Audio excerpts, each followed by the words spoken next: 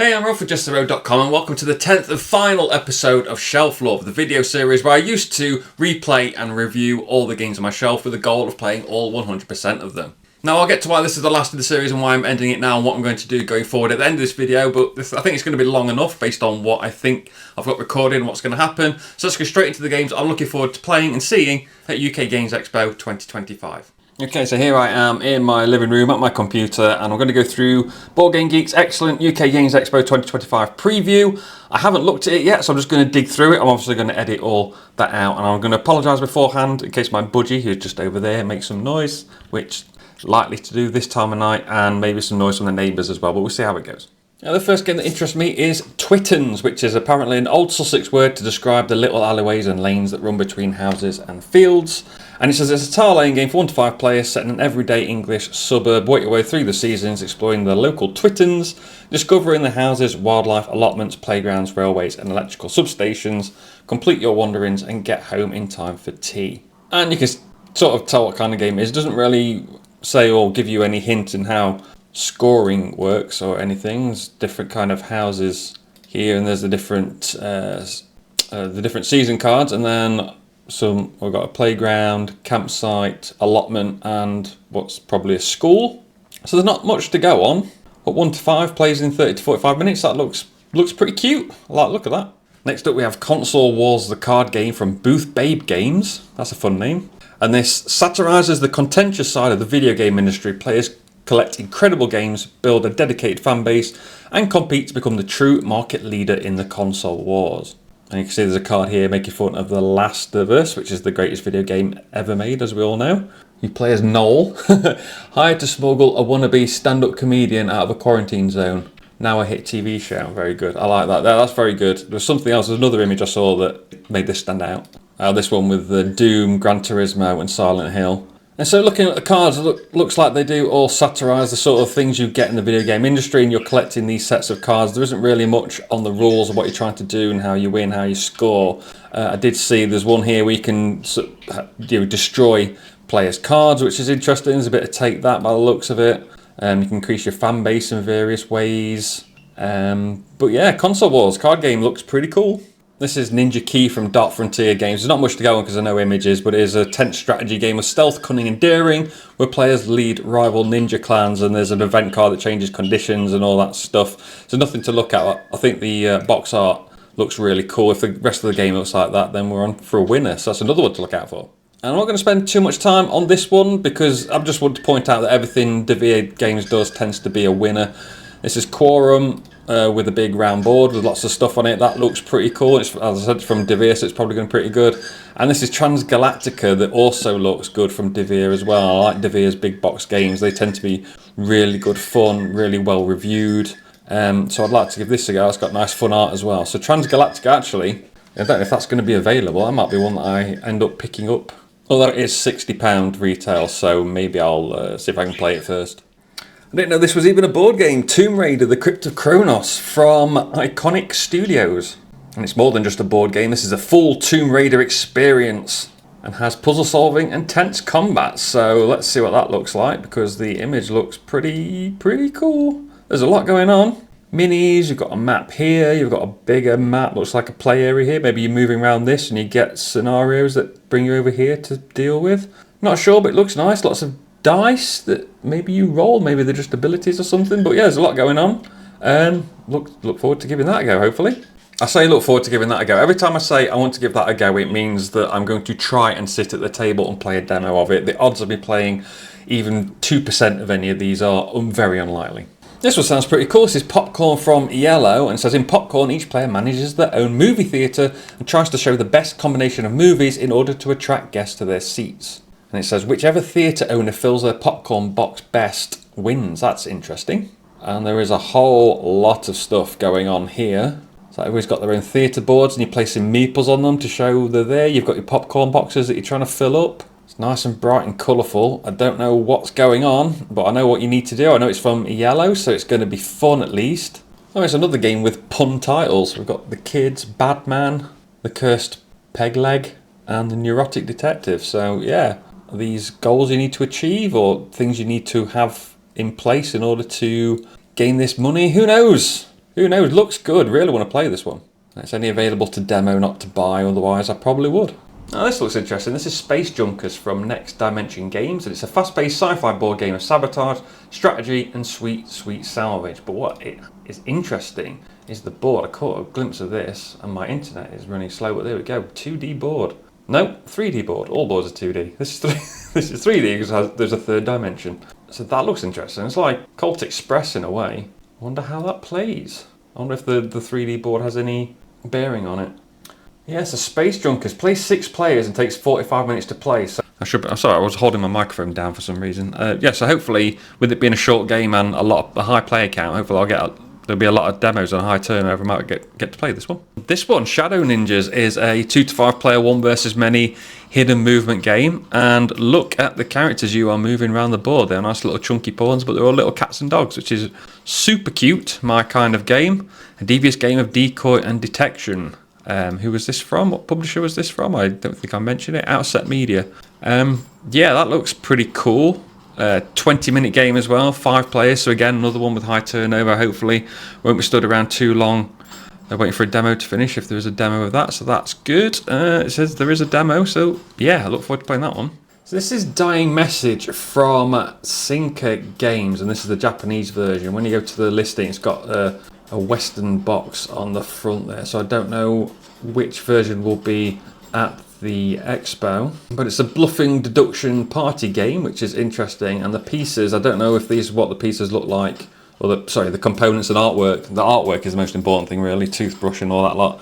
What they look like when you get the game out of the Japanese box, but this looks quite interesting.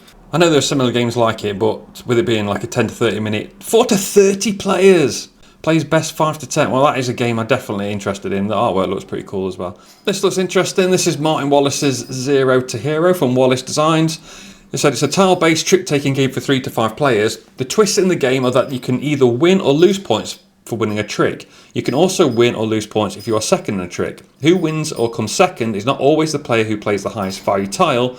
It's actually determined by summing the values of each played suit, then seeing who played the highest tile of the strongest suit. That sounds like tricks may take a while. I'm assuming there's a quick way to do it, but the tiles do look quite nice. We're playing with these big chunky tokens, so that's something I'll look to take a demo of. And that's it. And as always, you can throw all that out the window because it all depends which tables have empty seats. That's what I do. I zigzag up and down the halls. If a game I haven't played before has got an empty seat, I will sit down and play that game, regardless of whether it looks interesting to me or not, because a lot of the times that's how you discover games that you didn't know you were going to like anyway. But I'm going to try and focus on those games because some of those games, they look really, really cool. So anyway, enough of that. If I see you at UK Games Expo, say hi or not, I don't mind. And let's get on with the rest of the video because there's a lot of games to review. Okay, let's get on with the ins and outs and the reviews. And the ins, there's 2 ins. There is, firstly, I put Terra Mystica back on the shelf. I took it off a while ago because I didn't think I was going to play it again. But there's this expansion with some new factions coming out, so I thought I'd put it back on the shelf, and then when that expansion comes out, I can play it with some of those, maybe. So there it is, and there's also this is Compile, which has finally arrived. This has come in a cheap 2-player game. I might talk about it later. I've played it already. I was going to review it now, but we didn't really play it with the right rules, so I want to play it with the right rules first, so I can tell you what I think of it. It's not that we played it with the wrong rules. It's the rulebook isn't very good and not very clear to the point where they've already reprinted it. And I'm going to do a how to play video, although I don't think this game's going to be available for long because it's made by Greater Than Games and they've gone out of business, so I don't know what's going to happen, even though it's a new release, but we'll see. And I've also got the new expansion for Netrunner Elevation from Null Signal Games. I haven't played Netrunner nearly as much as I want to, so hopefully I'll get to play some more of it now. And there are some games coming off the shelf. First up is one I haven't played. It is the Weiss Schwarz game. This is the Family Guy. This is the Spy Family one, and this is the Chainsaw Man one. It's a really interesting system where you build a deck based on anime and you fight against each other. And the problem is the text on the cards is, I mean, you can see on the back of the box just how small text is in this game, and it's the same on the cards as well. And I can't read it. Literally can't read it. I have to take a picture of the card and zoom in with my phone. Because I can't see it, so I'm as much as I want to give this a go, I just can't. I physically, literally, cannot play this game. Next up, leaving the shelf is Lobo 77, a fun little quick filler where you're counting up numbers and you're trying to play cards and giving a running total. You're trying not to go 77 or over, or you lose all your life, so you're out. Let's play it in wins. It's interesting, but I've got a lot of games to replace fillers now, so I've got a lot of fillers and I want to kind of slim down the number of fillers I've got. This one's never going to get to the top of the list. I've also got a Pokemon version of this that I haven't tried yet, so we'll see if that's better or not. But level 77, gone. And the same way, Digit, where you're playing matchsticks down to match the matchsticks on your card. I really like this one as well, but it's just not going to be one that I bring to the table too often. So Digit, gone. Another one that I have played, but I haven't played my copy of it. I've got the Carcassonne 20th Anniversary Edition.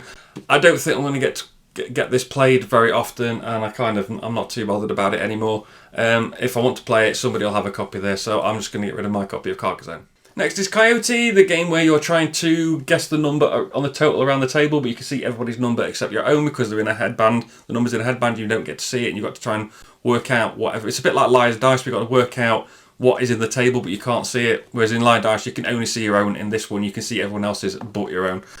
So it's a good fun game, but again, it's another filler I'm just never going to get to play. On to the big boys now. We've got Apocalypse Road, which is a good fun game where you're driving a team of cars around a track and you are shooting at each other, and it's all very good fun and stuff. I think the problem is it is quite complicated. If you've played Thunder Road, there's a lot of rules to it, and also because this one has weapons and things like that, when you're ramming a car you can do more damage, quite often do more damage when ramming than you do if you're shooting a missile, which I think is a bit wrong. So I wanted them to readjust the balance of that, but it looks like they're not going to. They're just going to release more tracks for it. So I'm not too bothered about playing this anymore. Apocalypse Road, gone. Next is All-Star Draft, a game where you are drafting a ice hockey team and competing against all the other players, and I really like this idea because you build one team in round one, and then in round two you build a second team, and you are competing against the other players, your first team, then your second team are competing against all the other players. And it is good fun. It's a bit fiddly, it's a bit weird, and there's some trainer cards. I still don't really know how they work, because they don't seem that too clear on how they work and how they play. It's a good fun game, but unfortunately it's leaving the shelf because I don't think I want to play it anymore. It's All-Star Draft. And the final game out of this little run anyway is Age of Heroes, which is a reimagining, reskinning of Lords of Waterdeep is the game I was trying to think of the name of, and it's basically rethemed with X-Men, and you are placing X-Men as a worker placement game to gain resources and use those to sort of draw more cards and play those cards and upgrade your mutant abilities and to eventually defeat the villains. And I really like it. It is just a bit, again, it's a lot. It's sort of the top end of the it's not a heavy Euro, it's the top end of a medium weight Euro. I've got plenty of games I'd rather play instead of this. And when you say you want to play a Marvel game, a lot of people kind of wince and don't want to play it, so it's quite difficult to get played. But anyway, it's a good fun game, but it's just going to leave the shelf, unfortunately. Age of Heroes. Okay, so I'm not going to make a habit of bringing games back onto the shelf after I've decided to remove them, but I'm going to do it for the second time in this month. You'll see Marvel Zombies has made a reappearance. Now, I did play that overly too much, got a bit bored of it very quickly, thought, I don't really like this game. Moved it into another room to be put onto eBay, but I haven't put it on eBay yet because I like it, I enjoy it. I think I tried to play it too much. And I realised this when I was playing Marvel United, which you can't see on the camera. I was playing Marvel United, I tried to play 20, 30 games back to back. It was too much and I got a bit fed up, and I was trying to do it in time pressure to do a review of each of the boxes in this video, and it was blah, blah, blah. Big mistake. But anyway, so what I've done with Marvel United, because there's 30 odd boxes, I wanted to condense it down. I condensed it down to just 10 boxes, I believe. 9 boxes. So these 8 here you can see are divided into the different factions. Like you've got all the Thor stuff in the Tales of Asgard box, you've got all the Spider-Man stuff in the Enter the Spider-Verse box, and then you've got a promo box there on the right, the big thick box on the right, with all the different groups like X-Men and Avengers and Defenders and Midnight Suns and all things that I know of from the Marvel world, which, as I mentioned a few times, is not the comic books. And I figured, seeing as Marvel Zombies only takes up 2 cubes of a calyx, even if you keep all the content together, I'm going to do the same there. I only play Zombies mode, I don't play as the human. So what I'm going to do is I'm going to get all the zombies that I know, I'm going to put all their components in one place and bag them up into different groups like I have with Marvel United. I'm going to get their respective villains, or heroes in this case, opposition, I think I'll call them, and bag all the bits up, bags all the components up in need for the different scenarios, and then just get it down to as few boxes as possible and do the same for that. And rather than thinking about, I've got all this content, I have to play all of it all the time, just think of it as I only need to play the content I like some of the time and don't get too overwhelmed, because I think that's what happened last month. So yeah, I'm keeping Marvel Zombies.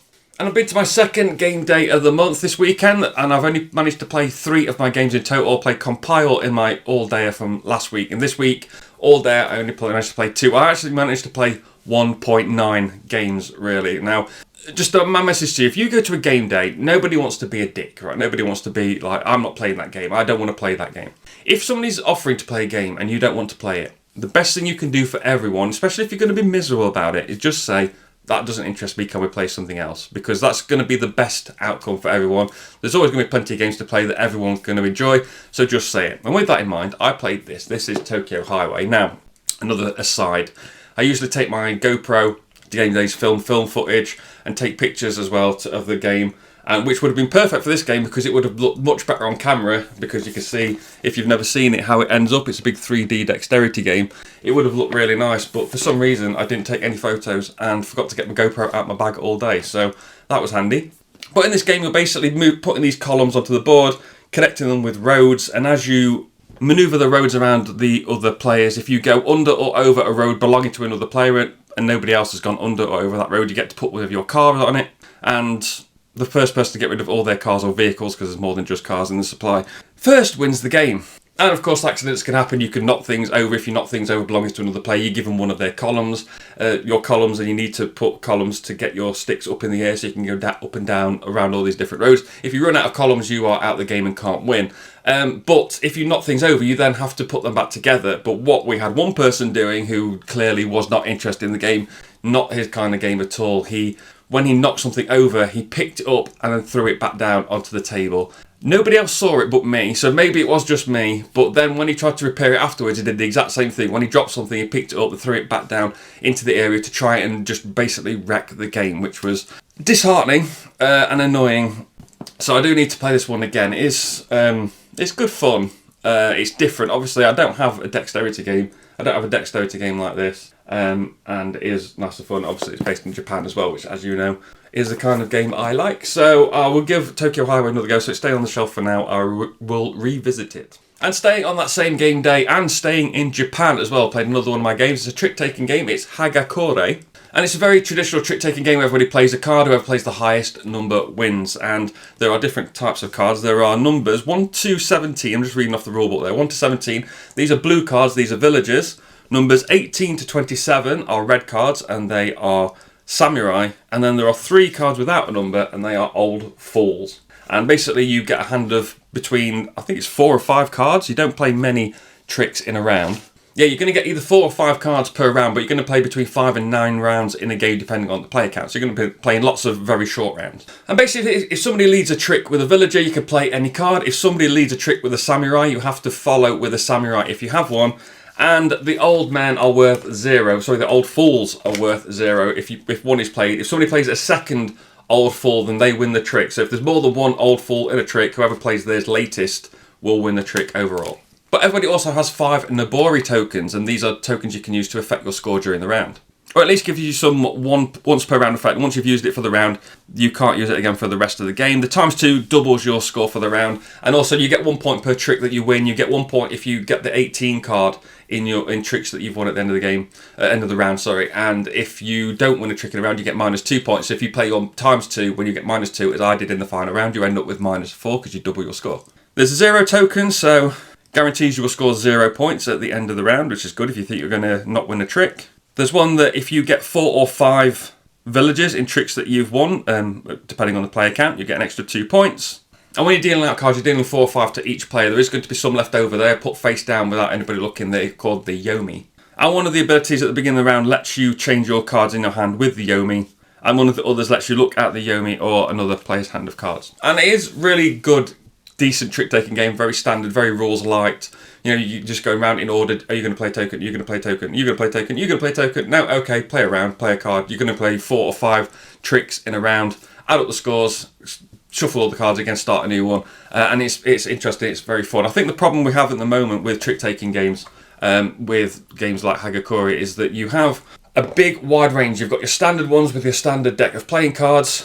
that everybody knows, like Hearts and stuff like that, and you go all the way up to games like Cat in the Box and Xylotar, where you're Cat in the Box, if you don't know, where the numbers don't have values, you add the value to the card as you play it, which is difficult to explain if you've never played it before. And then Xylotar, which actually just played not long before we played this on the same game day yesterday at time of recording, are games where there are a range, each card has a range of numbers, and you're playing from that range of numbers face down, so you don't know the values of your card as you play them. So games like that, and games like the Lord of the Rings, the Fellowship of the Ring trick-taking game, and The Crew, where you're playing cooperatively and you're playing all these different scenarios and missions that you need to complete, it means that the trick-taking games are a very competitive space, and ones where you just play the highest number. I know you've got the ability tokens and stuff. It's just not as interesting. It's nice and simple. It'd be good to play with families if they know how to play Hearts. Luckily, it was only €5. I got it in sale at Essence, so I'm going to take this one off the shelf. It's a shame because I think it is a good,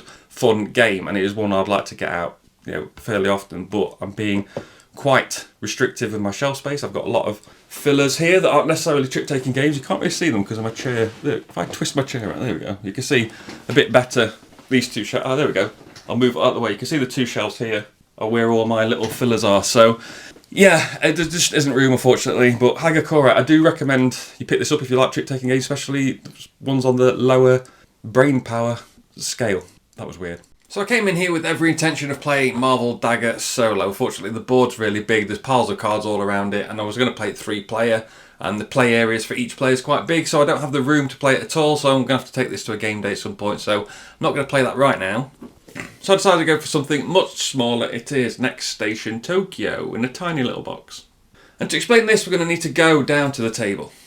And you have this map of Tokyo here, and you have these 4 coloured pencils. In a solo game, because you play for 4 rounds, you're going to play round 1 with 1 pencil, round 2 with the next, round 3, then round 4, so you use them all. If you're playing multiplayer, you're going to pass them round after each round, so it'll all go round to the left. In a 3-player game, one's going to be sat in the middle, but you're going to get to play 1 round with each different colour pencil, basically.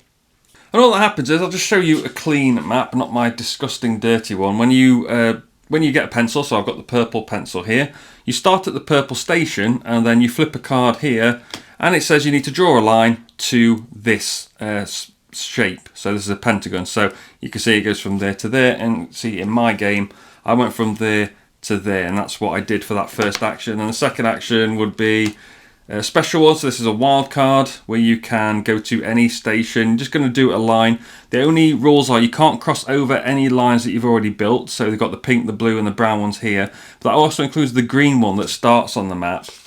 You can't go over the green line. The green line will count towards scoring as well. It counts as one of your lines at the end, but we'll get to that shortly. But yeah, you're just going to draw these things in here. The only other card that's different is, you'll notice some's green, and there's 11 in total. This one is a sort of a split line thing. You draw that, and then you draw another one to pair up with it. And this will say you're allowed to split out into different shapes. You can see here, where have I done it? I will have done it here. You can see where the pink line here has gone into 3 different directions. Have I cheated? I may have cheated. I don't think I went in 3 different directions. I don't think if that's possible. I don't know how I've done that, but anyway, that's exactly what I've done. And you can see, so basically that's what that card allows you to do. It's just to split your junctions. And then once you've done a colour line, you're going to score. And I don't know if you can see it on camera. You've got these really faint, really annoying faint yellow lines in the background. This divides Tokyo here into the different districts. And you're going to look at what your how many districts your line's going to go in. So the purple line goes in this district here, it goes in this one here, it goes in this one here, and then this one, these 4 corners of districts each. So it goes in 1, 2, 3, 4, 5. So you write 5 districts. And then you look at the districts to see which one's got the most stations in. And so I think it's this one here. I've got 1, 2, 3 districts in this one connected with the purple line. So you put 3, 5 times 3 is 15. And each round you're going to do that for each of your colours, and then you're going to get a score at the end. Something you score as you go along are these. These are, what are they? They're like the stamps. If you've ever been to Japan, you can collect stamps at railway stations, and that's what you'll do. Tourist stamps, that's what they're called. And when you get a station that's got more than one line connected to it, like this one here, is in this region here. So then you mark it off on your board. So these regions, these 4 regions, these worth 5 points, and then these ones in the corners are obviously quite hard to get 2 lines to in the first place. they're worth 10 points each. So you just go to add all those up. So I got 15 points from those 3. Any on the green Yamamoto line here in the circle, any of these stations that you didn't connect up with any of your lines, you're going to get -3 points for each one. So I got -12 because I didn't hook up 4 of them. And then finally, you're going to get bonuses for lines with lots of stations with lots of different lines going into them. So any station with 3 lines, and again, this includes the green line. So this one here's got this station here's got green, blue, and pink going into it. So that's going to be worth 5 points for me. And I did that two times here. I did it brown, pink, and green here as well. I don't think I did it anywhere else. So I got 2. I messed up the scoring. That's why it looks so horrible. So I did that twice, 5 points each. I got 10 points for that. And then you add these 3 up, you minus this one, and that's your score. And there's also a couple of little extra things that give you some bonus points to aim for in there as well. So that's what all that is. And I was really expecting this to be a one and done game. It's just a game where you are passing pencils around and drawing lines and try not to go over where you've been already. It was actually quite good fun trying to work out where you're going to get your stations to. And I didn't really have scoring clear in my head as I was playing it. So I wasn't really focused on trying to get points. But when I was building out the lines and I was going down, especially if you look down at the bottom corner here where my pink line started to come down this way and my brown line, it started to encroach on where my brown line was. I started to push my brown line into this corner a bit because my pink line sort of cornered it in down here. So I was getting worried what I was going to do. So I was thinking ahead there what I was going to do with the different colours and things like that, but I wasn't really concentrating too much on scoring. Plus they've got all those extra bonus things as well that give you extra points to aim for. And yeah, it's better than I thought it would be. That is next station Tokyo. I'm going to give this another go, and then probably a game day with other people, see what they think, and then we'll see if it stays on the shelf or not. Continuing the run of games set in Japan, next up is Samurai Spirit, which I played solo a couple of times. And in this you have this village that you are defending. You have these family tokens in the middle. There's 3 of those. There's 6 farmstead, and then there's a number of barricades depending on the number of players that go around the outside of the board. And you're protecting the village from these raiders of varying strengths. They go from 1 to 4, and then in the first round, the second round, you add some 5s in, which are a bit stronger. And then the final round, you add the bosses, which are all level 6s, and they all have double abilities, and they are doubly scary. And everyone has a samurai, and the samurai have an ability. This one prevents effects from raiders that are numbers 1, 3, and 5, for example. And they have a little samurai token on this board. And basically on your turn, you can give this token to somebody else so they can use that ability on their turn. If you do, you put one of the raiders here, and we'll get to what that means later. They're like they're sneaking in the back door sort of thing. You draw a top raider card, and you decide what you to do. You put it on this side, you add its power down this total here, and you have a running total down this side of the board. I'm going to put this board down because I think it's going to be easier. So put the 3 here, and then it will go to a 3. If the next turn you get a 4, then that'll be a total of 7, and you just keep a running total. If you go past your top level here, you get knocked out, and you remove one of these barricades as a penalty. And if you run out of barricades, you burn the farmsteads. If you run out of farmsteads, you lose the game, so you need to be careful of that. If you hit this, your ki value, as it's called, you get to activate the special ability, which is here. They get to those that I mentioned here that go in, that sneak in. You can remove them. That's what this character is. There's 7 characters in the game. Each of them have the different abilities that they can use to support other, activate themselves and support other samurai, and also they all have their own different ki value as well, and different ability. And sometimes they can take wounds. If they take a second wound, you flip them over to the animal side, and as you can see, this ki value here is 9. It goes up to 12. The ability removes 3 cards instead, so they get a bit more powerful. But obviously, if you then get a second wound while you're on this side, then if one character dies, you lose the game. And how you get these wounds is at the start of your turn, when you've got these characters on the side of the board, they all have these little abilities here. And so in this, I mean, that's a bad example because he would be prevented from that. So this would basically destroy this is actually a very good example. I don't know why I'm saying that's a bad example. Very good example. So this would normally destroy a barricade, but because he's prevented from the abilities from levels 1, 3, and 5 raiders, it doesn't pop off. But if later maybe he got this, so then his value would be on 3, he would take a wound. So you put a wound on the board like that, and that's sort of how the game works. You go on. The other thing I didn't explain is these at the end of the round. This stack, they all flip face up, and those with the flames on the bottom will destroy barricades from your farm that you're trying to protect. Again, if you run out of barricades, you destroy the farmsteads. When you're playing on more difficult levels, you will activate the abilities on the back of the farmstead. So this one, if, say, I didn't have any barricades to destroy and I destroyed a farmstead, if I destroyed this farmstead says destroy a barricade. Well, I don't have any barricades, so I need to destroy another farmstead. This one says destroy a barricade. Well, I don't have any barricades, so I'll destroy another farmstead. This one says take a wound. So that sort of thing happens. And then there's also these family members at the back.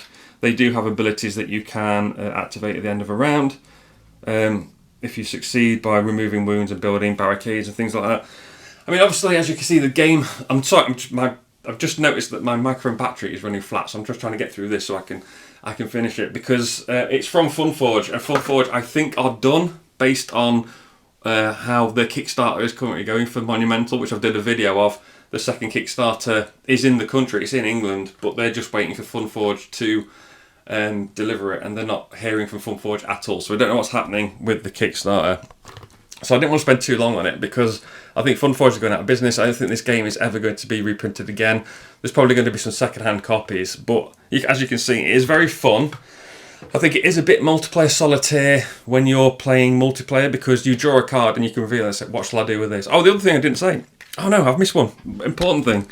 Very important thing. So when you can put it on this side, and obviously this will add 4 to its value, but you can also put it on this side and match up the symbol. You can only have one of each, one hat, one farmstead, one house on this side. If you don't match up for any spaces, so let's just say, for example, this is how he ended the round, because it hasn't recovered a family, you would lose one of these families here. So every player that hasn't covered one of the 3 symbols here it's defending against these different things, that's what it is. You will lose one of those at the end of the round, so you've got to try and do that, as well as getting them on the other side and trying not to let them sneak in. It's a very fun game, it looks very good. Unfortunately, I just don't think it's going to be around much longer. If there is any second-hand copies going around, I would highly suggest this. The only thing I was about to say before I remembered the rules is, basically, it is a bit multiplayer solitaire. When you're playing solo, you do just use the two and 3. You can play 2 samurai with the 2-player rules, or 3 samurai with just normal 3-player rules, very simply. But yeah, in multiplayer, I draw this card, everybody can see what this card is, and people will tell you what to do. So the quarterback player will be a problem. But solo, it's very good, it's very cheap, it's in a tiny little box. It looks beautiful, it is good fun, it's simple. That is Samurai Spirit, another game set in Japan, with one more to come shortly.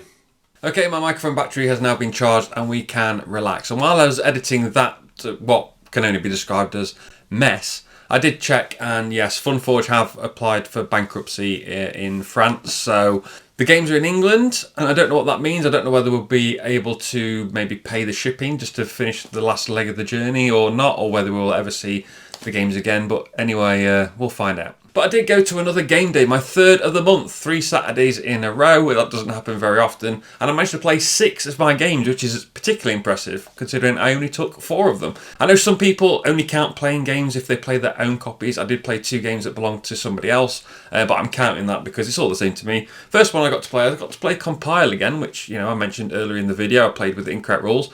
Played it with the correct rules, and so let's just have a brief overview, and then I'll tell you what I think of it. And just so you know, again, I did take my GoPro to this game day and didn't use it. Go figure. But in this game, you draft these protocols, and they're all based on different things like water, hate, metal, anger, fire, all this kind of stuff. And each of those ones comes with a deck of cards, and you play those cards into rows, and you're trying to get the value up to 10. If you get the value up to 10 in your stack on your side of the board, and the value of your stack is higher than your opponent's value in their side of the board, you get to compile that protocol, and if you compile all 3 of your protocols, you win the game. But each of these different decks of cards all has their different abilities, and they all play slightly differently. Some of them let you flip cards up and down, some of them let you discard cards, some of them let you mess with your opponent a bit more, some of them let you move those protocols around, some of them let you move cards around. There's all different things that they do, and it is quite good. It looks nice because if I get the lid off, you can see the cards are all shiny. Well, you can't really tell on camera. You're just about to. If I hold it into the light, you can see the cards are shiny and they look nice. You can play them face down as well for their value. So this is, for example, this is a 4, and this allows you to swap the positions of 2 of your protocols when you play. You can play cards face down into the 2s because this is a spirit card. I would have to play it under the spirit protocol, but I could play it face down in any other protocol. That's sort of how the game plays. It's okay. I was not really impressed. It was a bit, just not as exciting. Like when I play like Netrunner or Magic the Gathering or other 2-player card games that are competitive, I feel I want to compete, but this just feels a bit flat. I'm gonna stick with it because, as I said, I think Greater Than Games have gone out of business. I don't think the second version of this game will be released in the same way. I know that the designer, who is Michael Yang, is still working on it, still developing that, and it is set to be released in August according to some websites, but I think that was before Greater Than Games went into bankruptcy.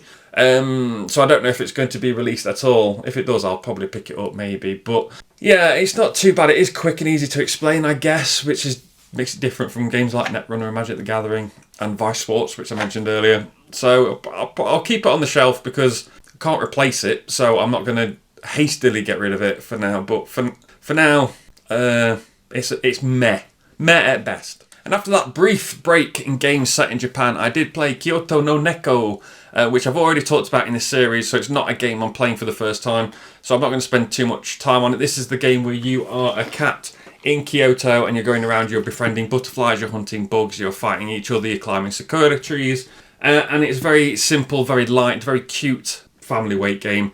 So I played it just on the basic level, so there's 5 scenarios. Like I said, you've got to climb a tree, cross a road, hunt bugs, fight another cat, and befriend butterflies. That's the 5 ways you can get medals. There's a couple of other ways as well. You're trying to get 5 medals to win the game. There are different scenarios where you can befriend a dog and something to do with a little boy. As you can see there, little standees here. Because I only played the base version of the game, the people at the table enjoyed it, which was good. I mean, one of them is a bit of an otaku like myself, but so anything based in Japan they were like. But it was very simple and it wasn't very interesting. It's not. I mean, if I was being completely honest, if this wasn't set in Japan and it wasn't so cute, it would be in the other room already because it's not that interesting. But I do want to play some of the more advanced scenarios with the different missions before I decide to get rid of it, to see if it is more interesting with different things in the game, different objectives. Because I do think this base game, the initial setup is just an even spread to get you into the game, to get you into the rules. Now I want to play the more advanced scenarios with different missions to see if it's a bit more interesting, basically. But for now, it's staying on the shelf, but we'll see for how long. And then moving out of Japan, going all the way north across one body of water to South Korea. This is 99 Pokémon, and this is very straightforward. You have cards. I don't know why I'm showing you the back of the box. I could just open the box and show you the cards. So the cards have numbers on, so you can see they've all got different Pokémon on as well. And basically you play a card, so if you played this, you would say 6. The next person will put this on top of it, and you'll keep a running total, so the running total will be 8, and you'll go around the table doing that. If somebody can't play a card because it would take the total to 99 or more, they're out the game. You keep going till there's one player left. There are some special cards. There is a 0 card that adds 0 to the total but changes direction of play. You may change the direction of play. There's a card that gives you plus or minus 9 and 10. And there's one more that is the Joker that lets you set the total to whatever you want it to be. And it is fine, it's obviously very cute and it is Pokemon based, but it is a case of whoever draws the most special cards wins, because they're the only ways you can bring that total down. Otherwise you're just playing your highest card possible while the number's low. When the totals gets high, you don't get to pick which cards you're going to play when the total's high, because you might have 2 10s in your hand. If the total's 90, you can't play those 10s, so put those aside. You might want to play the 8 or your 6 or whatever. You don't really get much choice when the total's up towards 99. I did talk earlier in this video about Lobo 77, which is a very similar game, but the total is 77, and if you make the total a doublet, 11, 22, 33, 44, like that, you lose a life and you've got 3 lives, so that's a bit more interesting, and that game's gone. So if that game's off my shelf and it's better than this one is also off the shelf as well. So it's a shame because it's cute, but yeah, 99 Pokemon, not for me. The next game I played that I didn't play my copy of was Just One, and this is a party game where everybody has, one person has a card and they put it in front of themselves without looking at it, and they pick a number. The cards have 5 words on them, and so you pick a number, so say number 2, and everybody knows what the word is they're trying to get, and everybody will write a clue on their little boards. They will all show each other their boards. Anyone who's wrote the same thing will delete it, so the person guessing the word won't have those clues. And then everybody turns the board towards that player. They open their eyes and they look, and they've got to try and guess what the word is based on what clues they've got left on the board. It's a very fun game. It's my favourite party game still. If you haven't played this, it's hard to explain how difficult it is when you have a bunch of seemingly unconnected words that make sense to the people who have written them because they know what the word is. But when you're in the hot seat and you're trying to guess that word, it is very difficult, and it's something you need to be aware of and just be polite. If you've never been in the hot seat, just be nice because it is harder than you think. Also, we played it with a couple of people who were, I think they were like 16, 17. They didn't know what a lot of the words were. One of them, English wasn't their first language as well, so they didn't know some nuances of some English places and things as well. So that's just something to be wary of. But just one, definitely stay on the shelf. I'd still really enjoy this. Next, I played Only Murders in the Building. I mentioned this last month. This is a cooperative deduction game based on the excellent TV show. Now, I played it using the default setup, the recommended first gameplay options of where things set up so to make it easier for your first play and last time. So I said I wanted to play it again, make it a bit more difficult. So I took the suggested setup and it was easy. It was incredibly easy. So it's a fun game. It's a fun cooperative deduction game and a limited communication game. If you like the TV show especially, it's really good. But what I think I need to do is I need to play this again. And then if we absolutely hammer it again with no issues. So basically there are a number of clue tokens around the board. You're trying to gather the clue tokens. There's also this accomplice around the board, and if the accomplice steals 6 clue tokens, you lose the game. When we played it the first time, they stole 2 clue tokens. When we played it this time, they stole 1. They need 6. That's only 50% over 2 games. They're not getting anywhere near. I've checked, we are playing it correctly. I've got a how to play video for this and nobody's corrected me on it. They would have corrected me on it by now if I was playing it wrong. So yeah. So I'll have to see. I'm going to play it one more time. It's got its last chance to wow me, but that is Only Murders in the Building. And the final game of mine that played this game day is Wrath of Fire Mountain, which is in a metal tin, so I need to avoid the light. And this is the area control game set on a board that's ever changing, and you're trying to control different areas, but those areas will change as the little volcanoes go around, as the volcano erupts. So the earthquakes go around as the volcano erupts. And there's different dinosaurs you can recruit to put onto your team. And when we played it the first time, we played with the 4 suggested dinosaurs for your first game. That was pretty cool. And then this time I've used 4 completely different dinosaurs, and it gave us all a different way of playing. There was like a Stegosaurus that's interesting because it can go on the volcano. It can help you control that. We played with a Titanosaur, which gives you an extra dice because it is a dice game where you take actions based on what dice you roll, Yahtzee roll rules. And that was fun. So yeah, people enjoyed it. So this one has gone. I'm upgrading it from I need to play it one more time and see to definitely staying on the shelf because it is good fun and nice and quick and simple and easy to teach. And yeah, so Wrath of Fire Mountain staying on the shelf. And finally for this stretch, not one that I played, but when I was editing the video from earlier, when I was moving out the way to show you what my filler shelf looks like, this shelf here with light, sorry, I just hit my elbow on the table, for smaller, lighter games just there. There was one on there that I saw. It's Kariba. It's, again, when I was looking at myself talking about Lobo 77 and Digit and now 99, kind of a game that will never really make it to the top of that, I was thinking maybe this is the same. I've got a how to play video for this. It's not out yet. I've done one. It's not out yet. I think this is the same. It's never going to be at the top of that list. So I'm going to get rid of this as well. So that's another one out for this month. And I think that's all the games I'm playing. I've got one more I want to play solo, so we'll see if I play that. You'll know if we come back to me sat right here. Okay, so I didn't actually play another game. I was going to play Welcome 2, but the rules for the solo game are slightly different to the multiplayer, and I like to play solo games where the rules are pretty much either exactly the same or follow the same sort of pattern, which they kind of do and kind of don't. So I'll just give it a miss anyway. So that is the end of this video and the end of this series. And I did try so hard to get to 50% for the end of this video, but instead I've got 1 new game in, 2 older games coming back in, 11 games out, that's quite a few. My collection is at 67, I've played 46.2%. So why am I ending the series? Well, there's 2 sorts of main types of content that you can do. You can do sort of personality-led content, which means you can just put a video out there and you've got the audience of people going to watch you whatever you do. Some of the larger creators can do that. I don't have that big an audience to be able to do that.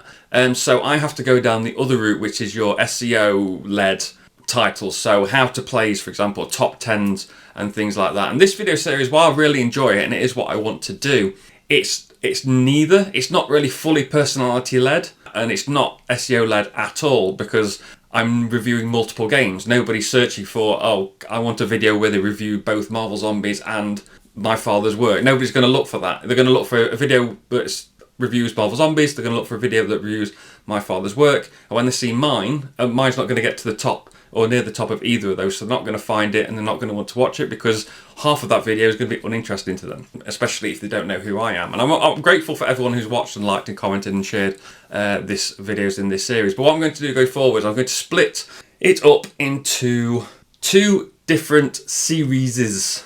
Okay, so I'm going to stick with the playing and re-reviewing all my games in order. So I have got them in order in a list. I've got them rated from worst to best, and then I've also got multipliers on there for how long it's been since I've played it, what the kind of reaction is from people who I've played it with when I've played it before, how easy it is to replace if I decide to get rid of it. And I've got a load of multipliers, so I've got a unique score for every game, and I'm playing the worst down to the best, or the worst and those I haven't played at all, and I'm going down the list down to the best, or the games that I rate the highest on my shelf. And then obviously if something new comes in between, I'm going to prioritize that because new games get more views. Something else that's a problem is that these videos are they're half-baked because they're fully unscripted. And I'm not clever enough to do a fully unscripted video. So what I'm going to do is the new video series I've planned out where I'm going to have certain scripted bits, and then in between the scripted bits is going to be me working off bullet points talking about the game that I'm playing. So it means that I don't have to fully script a video, which takes ages, and it means that I'm not just going in blind and going right off the top of my head, which doesn't work, as you could tell some of the reviews that I've done in this video already, for this episode. So it's going to be more structured and more themed and more fun, so it'll be better for me to do. It'll be better for you to watch. So everybody wins, really. And then also I'm going to have another video series that looks at games that I want to review but I don't own. It fills another problem. So one of the problems is I do 2 to 3 how to play videos a month. I don't have 2 to 3 new games coming in a month. So I've got 10 games on the shelf behind me that I've never done a how to play video for. The problem is that is only like 3 months worth as well if I don't get any new games in. I will have new games in coming in then, but it doesn't give me much room to play with. But also those how to play videos are going to be quite old. So for example, the next one is White Castle, which is a few years old now, so it's not going to get many views because people have already played it. The people that want it have already played it, so it's not going to get that much traffic. So it's where there's going to be that shortfall in the weeks where I don't have a how to play video to do, I can do a review of a game on my shelf, or I can do a review of a game that I've played that I found really interesting, maybe something newer, and that gives me some leeway in what I can do, and then I can go back to just doing the top 10 the first Monday of every month as well, which is good and should hopefully be better for you, better for me, better overall, which is great. So that's it for Shelf Love. If you've enjoyed this series, let me know in the comments. If you see me at UK Games Expo, come say hi, I guess. You don't have to if you don't want to. I never do when I see somebody I know because I think it's weird. I never know what to say and I feel real uncomfortable. So thanks very much for watching. Hope you stick with the channel so we can see what's coming in the future. I hope you really enjoy that and can give me feedback on that and what you do and don't like. I always appreciate that. So thanks for watching. I've been Rob, aka JestaThaRogue. I'll see you soon.